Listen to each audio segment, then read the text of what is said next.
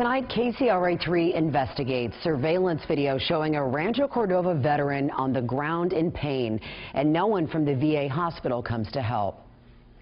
Am I going to see my husband survive this? You know, at that point, you'd expect to have some sort of urgency, and nothing. Well, it's a scene that played out over the summer at Mather VA emergency room, but it's now just coming to light. KCRA3 investigates. Brian Heap has the video and what the VA says about it.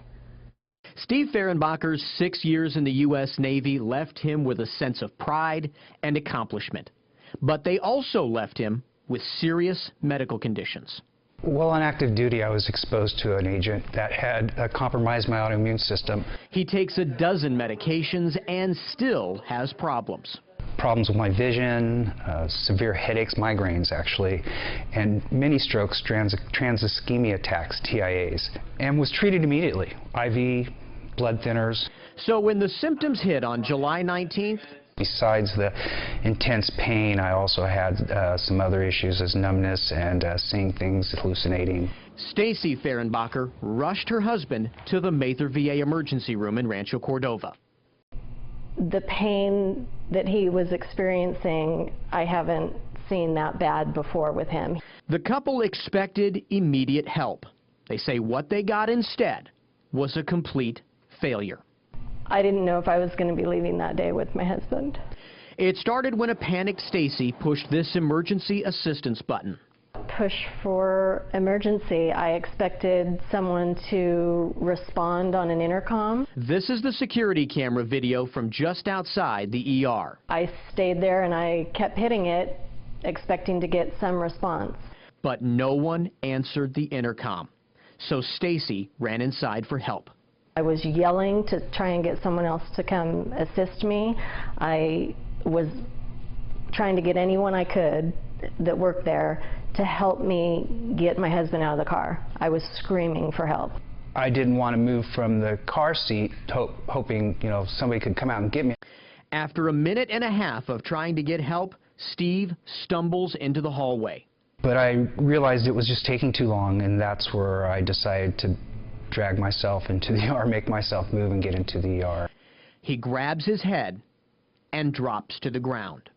I felt nobody was coming, and honestly, I felt like I was going to die right there on that floor.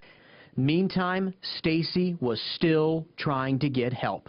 The first glass door, you can see through it, and I could see at the far end that there were nurses. They just looked at me. They didn't come out to help. They just looked at me.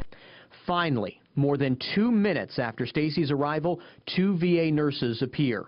One pulls out a wheelchair, but neither moves to help Steve get in it. Zero urgency from any of the staff.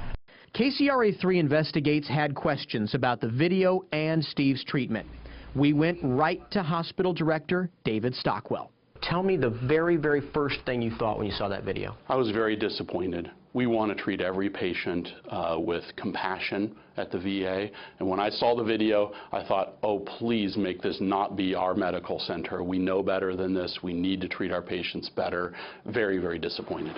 Stockwell says he learned about the incident more than 2 months after it happened, and only then because Fehrenbacher posted the video on the VA's Facebook page.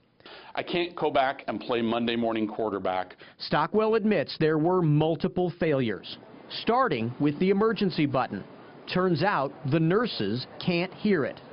The emergency button goes to the front desk area of the emergency room, and according to the reports that we have, the staff did not hear the emergency button, and so they were not made aware until they saw her visually pounding on the door. I mean, is it not reasonable for Steve's wife, Stacy, to push that button and expect that somebody's going to come and help her? I think it is reasonable. I think it should have happened that way. It was a poor response by the VA to the emergency button. It was frankly a fairly slow response, even when she pounded on the door, and the response of the staff as far as how quickly they came to the attention and to the support of the patient. We didn't do well. I'm sorry that it happened that way. But the Fehrenbachers say it went from bad to worse in the waiting room. They say Steve was on the ground in pain with staffers walking right around him. There is a security camera in the waiting room, but the camera mounted atop the waiting room shows nothing. It's pointed at a blank wall. There's no way of corroborating Fehrenbacher's account of what happened in the waiting room because VA police never made an incident report. Steve Fehrenbacher says he was so afraid of not being treated that day, at one point he started to leave for a different hospital. He says another concerned veteran came out and tried to convince him to stay. He's begging me, come on, brother, I don't want to see you die. Fehrenbacher went back inside. Eventually, he did see a doctor about an hour after he first arrived. In spite of all that, VA Director Stockwell says from a purely clinical standpoint, the hospital did right that day. No one would believe that in watching the video, but if you can actually go back and look at did we do right, as it turns out, again, the failure was compassion, response, sympathy. But the Fehrenbachers don't agree and say they're speaking out for other veterans who can't. If something else were to happen, how am I going to get, I'm not taking him to this VA. There's zero trust there. I honestly feel if something would have happened to me that day, I would be buried in the National Cemetery in Sacramento Valley and nobody would know any better. VA Director David Stockwell says there have been changes as a direct result of this incident. The emergency call button has been rerouted to ensure nurses can actually hear it.